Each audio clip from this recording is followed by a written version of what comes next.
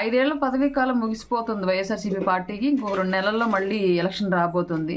అయినా ఇప్పటికీ కూడా ఏం చేశాము, ఏం సాధించాము అని చెప్పుకోవడం మానేసి మళ్ళీ ఇప్పుడు కూడా నాయకుల యొక్క వ్యక్తిగత జీవితాల గురించి మాట్లాడడం మానకుండా ఇంకా నోటితోల మాటలు మాట్లాడుతున్నారు కొందరు నాయకులు.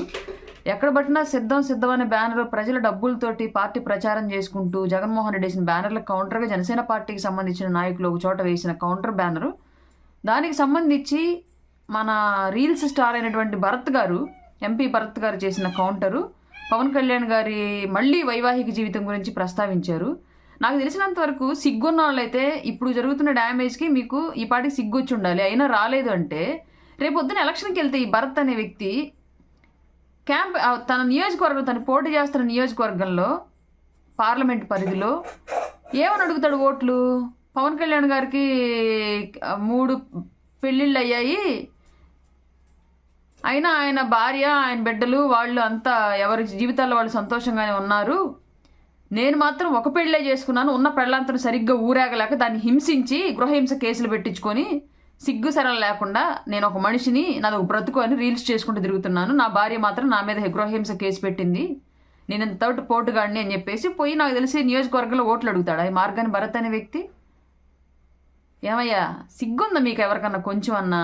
5 ఏళ్ల కాలం ఏం చేసామని చెప్పుకుంటూ ఊళ్ళో రోడ్డులు లేవు, విద్యాలయాలు లేవు, చదువుకున్నకు ఉద్యోగాలు లేవు, ఫీజు రీఎంబర్స్మెంట్ ఎప్పటికి కూడా సరిగ్గా పడలేదు, ఇచ్చిన హామీల్లో ఏ ఒక్కటి కూడా పూర్తి చేయలేదు. మీ బ్రతుకులకి 5 ఏళ్ల కాలం సరిపోయింది.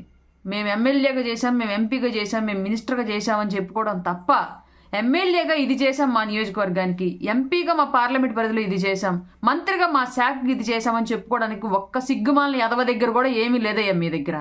ఇంకా ఇవే బజార్ మాటలు మాట్లాడుకుంటూ మళ్ళీ రేపొద్దున 24 ఎలక్షన్కి వెళ్తారా? నువ్వు ఒక ఎంపీవి, రేపొద్దు నీ కోటేసి వాళ్ళ మొహాన్ని ఉమ్మేస్తారు వాళ్ళ పిల్లలు. సిగ్గులేంచాను, ఇంకన్నా మారండా బాబు. 24 ఎలక్షన్ వచ్చేస్తుంది, ఇంకా వ్యక్తిగత జీవితాల గురించి మాట్లాడుకుంటూ ఉంటే ఎలక్షన్కి వెళ్ళి నువ్వు ఓటర్ని ఏమడుగుతావు వెళ్ళి?